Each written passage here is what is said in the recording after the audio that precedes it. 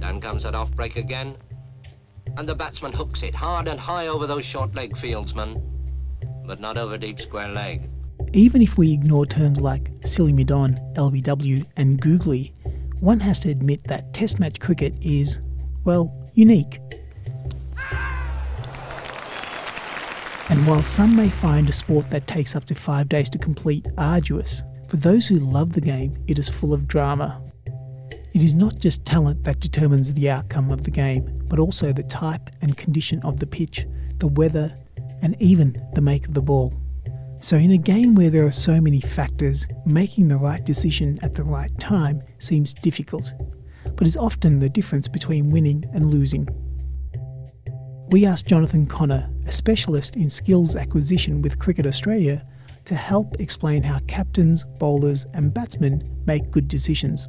You know, as a researcher, using sport as like a vehicle to investigate complex perceptual motor decision making in humans is just incredible. Just the fact that we're able to take people who have practicing their sport for 5, 10, 15 years and then investigate what it is that practice has done to them, whether it's neurologically or even their coordination patterns, to understand, you know, what it is that separates those who become experts, international level players, and those who don't.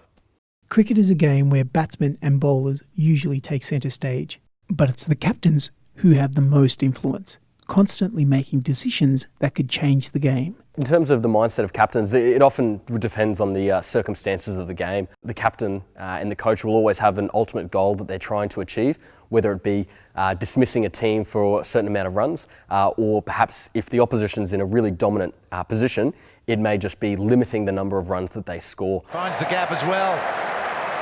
Aggression from Vince. So often what we see with Test match cricket is teams always trying to adapt to one another. So at different time periods of the game, you'll often see different strategies employed.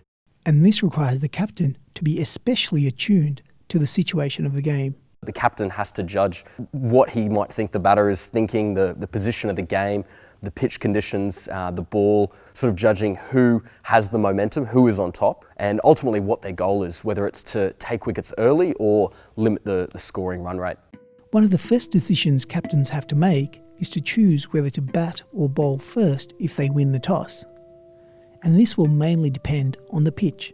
Each pitch has its own unique characteristics and almost has a reputation for what the ball might do on that particular surface. So often captains and coaches will have a pretty good idea of what to expect, but of the day of the game, they'll often inspect the pitch and basically make a decision as to whether they're going to bat or bowl first. And what they're probably often looking for is how much sort of moisture is in the pitch, how many cracks are appearing, and probably pretty importantly, where those cracks might appear. Here's Harris. Oh, wow! No, I think they might have hit a crack. One thing in Australia we're quite well known for is that it's usually faster and bouncier. While the bowlers may have the advantage very early on in the day, when the ball is new and the pitch is nice and green and soft, towards the back end of the day and day two, you'd expect that the pitch gets a bit drier and a bit harder and will ultimately be an advantage for the batting team at the time. Which is why captains usually like to bat first. Since the first test between England and Australia in 1877, teams have chosen to bat first about 70% of the time. But results from more than 2,000 test matches indicate no decisive advantage, with the chance of winning, losing and drawing the game about the same, whether teams bat first or second. The choices made by the fielding captain will have more influence on the game than the toss of the coin. Fielding captains, at the start of a game are often thinking quite strategically in terms of being very attacking in their mindset. So you can imagine at the start of the game, with new batters coming in, they're not acclimatised or accustomed or attuned to the surface, the opposition bowlers. So they're probably at their most vulnerable. Hence why fielding captains would look to set the most attacking fields. Now this might look like large gaps in certain areas to encourage the batter to play quite expansive shots. Could have anywhere between 3 to 4 slips. The cover region is often left without too many fielders, and that's to encourage some vertical bat shots that are often quite risky early on in the innings. The other one is leg side. Now, often captains will leave that area uncovered, so batters can play across the line of the ball, which is also quite at high risk early on. He's hit it straight to mid-wicket. There was a juggle on.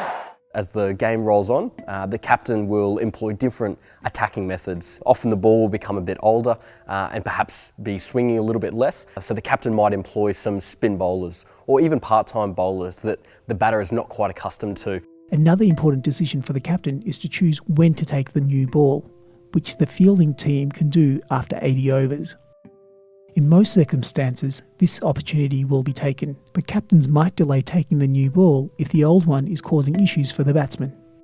There have been some uncommon scenarios where the fielding team might opt to stay with the older ball. This might happen when the ball is reverse swinging or the spin bowlers are able to collect a lot of essentially spin and dip. Often if they do, it'll only be for a limited number of overs before taking the new ball.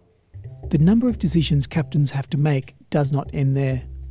Test match cricket is a game where players need to constantly adapt and change their game plan. And while we often hear the term natural talent used by commentators, the ability to perform and make good decisions under pressure actually comes from practice and experience. One of the really crucial things about decision making is that no one is born to become an expert. It takes years of practice and dedication, highly motivated individuals who are resilient to non-selection and other challenges that all athletes eventually face. And often we talk about the game is the best teacher for captains and for players, learning to make decisions and learning from their mistakes. It's gone for, there it is! When we talk about the number of hours players have practice, again, you might have some players who achieve international level after accumulating 4,000 to 6,000 hours of practice, while others might take the 10,000 hour rule that was often sprouted by Gladwell in his book Outliers. So the idea that overall practice hours is what makes an expert is certainly not something we sort of believe in. What we really advocate for is quality practice to develop those sort of decision-making skills in both captains and players. But getting access to quality practice and coaching might not be as straightforward as one might think. If you can imagine, any talent biases that exist at a junior level just get amplified. So the biggest one being that we're finding that kids who are considered all-rounders are more likely to make teams. Because let's say they don't do too well at batting, but their bowling is quite well. They'll get selected, they get more coaching, more resources, more opportunities, and essentially leave behind those that sort of don't get selected. But one thing we are finding, especially with something called the relative age effect, which is where we have a propensity as talent selectors to pick kids who are born in the first 3 to 6 months of the year and not select those born in the last 3 months of the year. Once we get to state level, what we find is that there's an evening out. So those born in the last 3 months of the year still make it into our state domestic system, and those abundant first quartile born players are the ones that are more likely to get cut and not make it to the top level. Being born in the last 3 months of the year, constantly having adversity, facing challenges, playing against people older than yourself, helps you to sort of make it to the top.